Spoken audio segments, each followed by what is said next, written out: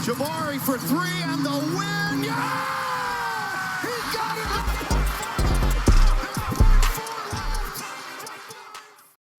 We are here to Fuel the Rockets News. This is the Rockets Fuel Podcast. Of course, I am your host, Lashard Binkley. I'm a credential reporter covering the Houston Rockets and Rio Grande Valley Vipers. You can always find my written work over at Rockets on that side, which is part of Sports Illustrated.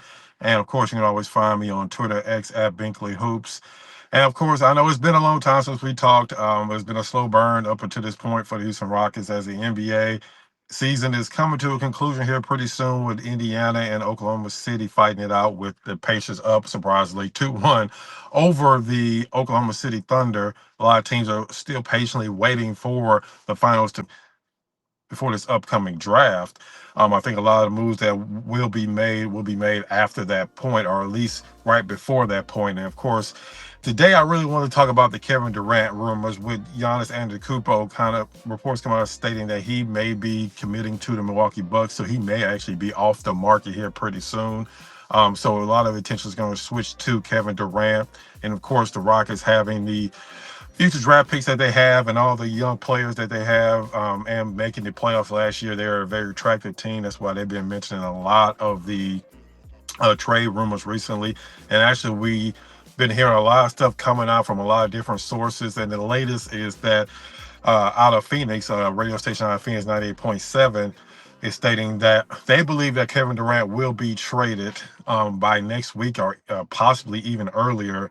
And also reports have been saying the last couple of days that the Rockets and Spurs are the preferred destination for Kevin Durant. Of course, we've been hearing a lot of Rockets and Durant talk for like the last year, considering the Rockets have Phoenix picks this year, which is number 10 pick, and they have that pick in 2027 and 2029 as well. And with Phoenix struggling like they did last season, they're trying to switch their focus from win now to win later. And to do that, you have to be able to get young players and draft picks in any type of trade, especially when you trade away a player like Kevin Durant. What I want to talk about today is a couple of trades that I absolutely would not do if I'm the Houston Rockets, and a trade that would be ideal if you could do it, but I don't necessarily know if that's going to happen. First, let's go ahead and just definitely start with the trades that I think the Rockets say absolutely not do. I'm starting to see more and more chatter that Rockets could possibly offer Jalen Green, Jabari Smith, the number 10 pick, and possibly even another one of Phoenix's pick. And if I'm the Houston Rockets, there's no way I do that. And there's a reason why. I've been saying on Twitter X for a while is Phoenix is a desperate team in this situation. The Houston Rockets are the team that won 52 games last year, that was second in the West, that have several players under 23 years old that are in their rotation, and they have Phoenix's picks. So if you're the Rockets in the situation, you have no reason to try to outbid other teams, because ultimately you can easily just say to yourself, okay, you want this much from us, we're not willing to give you that. We can just stay pat and focus on bringing in more depth to our team. For instance, bringing in another point guard to take some of that burden off of Fred VanVleet, who I do believe will be back next season on a different deal, extended deal. Probably, well, it'll definitely be less money, and it'll be over a 2 or 3 year period.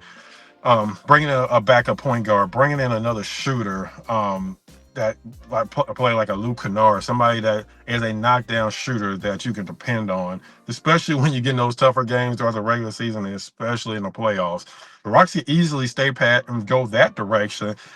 They don't have to make a trade. It's not like they're a team that finished 9th or 10th, like San Antonio Spurs, who finished outside the playoffs, and they are desperate to make a move because they feel like the only way they can get into the playoff contention is by making a move. The Rockets don't have to do that, because we saw last year with the roster that they have, they were already one of the better teams in the NBA, and one win away from going to the second round. Who knows what would happen after that? And the Rockets young players are just going to get better. Despite what you say about Jalen Green and players like that, they will get better. It just depends on how much better they will get coming into this next season. So if you're the Rockets, the Phoenix Suns are the desperate team. So why would you give them Jalen Green, Jabari, and their 10th pick, or even multiple picks? To me, that would be insane to even do that, because, again, you don't have to make a major trade this offseason. I've also seen some trades going out saying that the Rockets could give up maybe Jalen and Tari Eason, because remember, Jalen Green's contract is going to increase in July. His new contract is going to kick in. He's going to be making over $30 million in July. Right now, he's only making $12 million.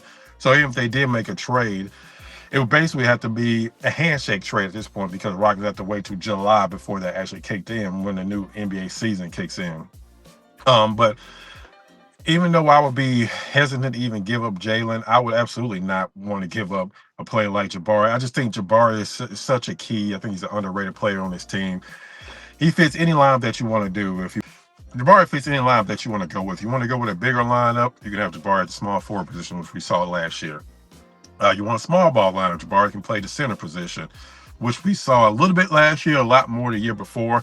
If you want to go with traditional lineup, Jabari, of course, can play power forward, which he's played his entire career. And if you're making any type of trades where you're trading away multiple players, guess what? You're going to have to still have players that can be versatile and play multiple positions. And to me, that player is Jabari. And can you imagine a line with Jabari and Kevin Durant, where Jabari is playing a small ball 5, and then Kevin Durant is playing power forward in like short stints? That would be a great situation, because you'll be able to spread the floor with your big man, give more room to players like Amen Thompson to be able to operate. That would be a great lineup. So for me, Jalen and Jabari and a number 10 pick is just way too much to give up for Kevin Durant. And don't get me wrong, Kevin Durant's the top 75 player all time, future Hall of Famer. We saw him in games against the Rockets. He can still get buckets. He can still go out there and give you 30 points and still pull down 6 or 7 rebounds. Great player still, but he is 36. He will be 37 next season. He has multiple injuries he has dealt with the last few seasons. We saw his season end last year with an ankle injury. You have to keep all that in mind when you're bringing in a player like Kevin Durant. As great as he is, if you do bring him on any kind of deal, you have to get some assurance that you're going to be able to sign him beyond the 1 year, because his contract is up after next season. So that's another thing that you have to factor in. So to me, a trade of Jalen and Jabari, just way too much, if you're asking me. Now, one other trade that I would possibly actually make is if you're saying, okay, we'll give you Dylan Brooks plus some other contract fillers, and possibly 1 or 2 of your picks that we actually, at the Rockets actually have. And the reason why I say that is even though Dylan Brooks had his best shooting season from 3-point range in his entire career last year, we shot over 39%, close to 40%. You can have Amen Thompson slide down to a small forward spot, and yes, you will lose some shooting, of course, with Amen Thompson compared to Dylan Brooks, but you're bringing in Kevin Durant, and Kevin Durant, as good as Dylan Brooks' shooting was last year, he'll never be as good as Kevin Durant. That's not any slight against Dylan Brooks, because we're talking about Kevin Durant, one of the greatest shooters of all time. Something like that makes a lot more sense. Now, of course, you would have to add multiple players, because Dylan Brooks is only making around $20-some million a year over the next couple seasons. So you would definitely have to add in some contract fillers to get to Kevin Durant's salary, which he's making around, if I'm not mistaken, around $45-50 million a year next season. You would have to work out to where you possibly would have to give up another player. Of course, you still have players like Jock Landale, who's still on the contract. You possibly would have to give up someone else that maybe you don't want to give up to be able to fill that position. But a trade centered around Dylan Brooks, to me, would probably make more sense, because, like I said, Amen Thompson can kind of slide down into that position, and then you won't be losing anything on the defensive end, of course, because Amen took over as the Rockets' best defender last season. And then Kevin Durant will make up for any shooting plus that you'll be losing from trading away Dylan Brooks. Of course, that would be ideal. Another trade would also be re-signing Fred VanVleet, or picking up his option and trading him to Phoenix. The only problem with those 2 trades is Phoenix is probably going to want another young player in the trade, because they're looking for young players and draft picks. But if you're the Houston Rockets, you talk to them, you say, hey, we're still giving you back your picks. That's better than what you would get from any other team that doesn't have your picks. Even if you're talking about trading with San Antonio Spurs, who's to say what those picks are even going to mean for you, because they're not your picks. The Rockets actually have your picks. That's what I would say if I'm talking to the Phoenix Suns. So that's why I think the Rockets is such a attractive trade partner in this whole situation, is because they have Phoenix Suns picks, which was like a masterstroke kind of by Rafael Stone at the time. A lot of people didn't like it, because they were like, why are you trading Brooklyn picks to pick up Phoenix Suns picks when Phoenix Suns have three, former All-Stars, and we saw ultimately it blew up exactly what I'm sure Rafael Stone was hoping for, and it turned out to be a great move by Rafael Stone. But ultimately, I'll end it with this. Again, the Rockets are not the desperate team in this entire situation. They are the ones with the young players on the rise. They are the ones that won 52 games last season. They are the ones that have Phoenix's picks. So if you're the Houston Rockets, there's no reason why you should give Phoenix Suns anything they want. Phoenix Suns should be the ones that make all the concessions in any type of trade. And if they don't want to make those concessions, then you look at them, you say, hey, thank you for taking out the time. But good luck to you. And then if you're the Rockets, you move on, because there's a lot more avenues for the Rockets to get even better next year compared to for the Phoenix Suns. So again, if you're the Rockets, you kind of stay back. You make them, I won't say a low ball offer, but you definitely don't give them everything that they want in any trade. To me, if you're giving them Jalen plus a Jabari or a Tari Eason, that's just way too much in any trade scenario, if you ask me.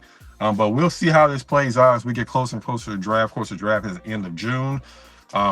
If we get any breaking news on Kevin Durant beforehand, we will definitely break in and as just we get closer to the draft and free agency, I'll start to have a lot more shows and definitely bring you all the latest news when it comes to that. So again, I appreciate your support.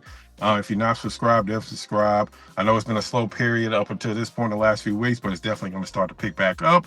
So if you're not subscribed to the channel, definitely subscribe. To all the subscribers already, thank you for supporting the channel. As usual, appreciate all the support, and make sure you check out the next episode of the Rocket Fuel Podcast.